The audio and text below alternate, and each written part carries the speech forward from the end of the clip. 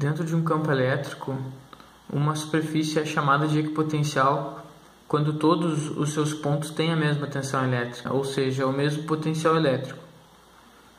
Então, para cargas pontiformes, elas são pontiformes que parecem um ponto. Quanto mais próxima a superfície for da carga geradora, maior é a intensidade do potencial elétrico, como está representado no exemplo. Então, qualquer lugar que eu pegar dessa superfície A, que foi representado no exemplo, que é a primeira superfície mais próxima da carga positiva, ela vai ter o valor de 20 volts, porque todos os pontos têm a mesma distância até a carga geradora.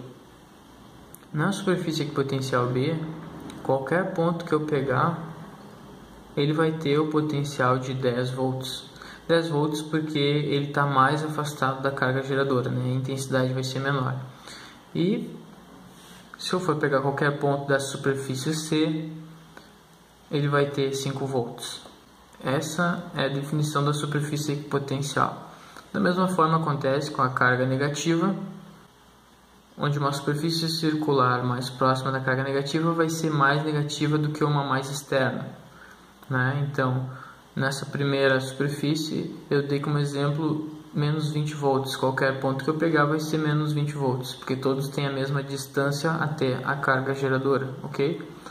E aqui, a mais externa, a superfície F, todos vão ter menos 5 volts, porque todos os pontos têm a mesma distância até a carga geradora negativa. Então, colocando isso em ordem, do mais positivo para o mais negativo, VA vai ser maior que VB, vai ser maior que VC. E no caso da carga negativa, VF vai ser maior que VE, que vai ser maior que VD. Isso por quê? Porque a mais interna é menos 20 volts, e a mais externa é menos 5 volts. Então agora vendo a superfície equipotencial nas placas paralelas, as superfícies elas parecem linhas paralelas às placas. Elas são representadas por esse pontilhado de novo. Essas linhas elas são perpendiculares à força elétrica e todas têm o mesmo potencial elétrico. O potencial da superfície ele é mais positivo se estiver próximo da placa com carga positiva, seria mais 10, e vai ser mais negativo se estiver mais próximo da placa negativa. Essa linha pontilhada ela tem o valor de menos 10.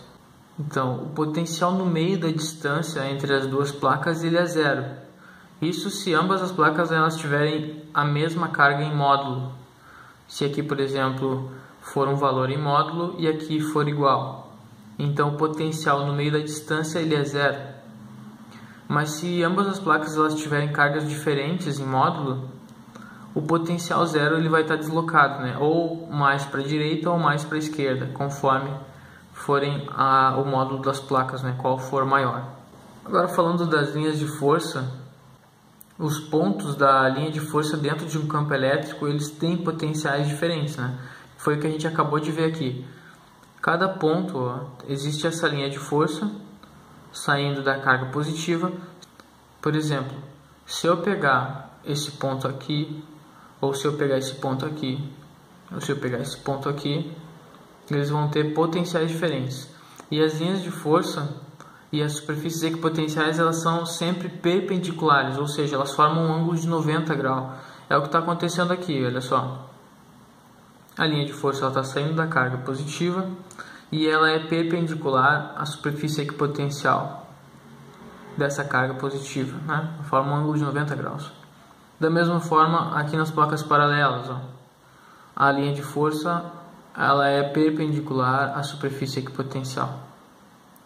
Então, o valor da força elétrica para ser calculado, ele depende do valor da carga e do valor do campo elétrico. E a unidade da força elétrica ela é em newtons.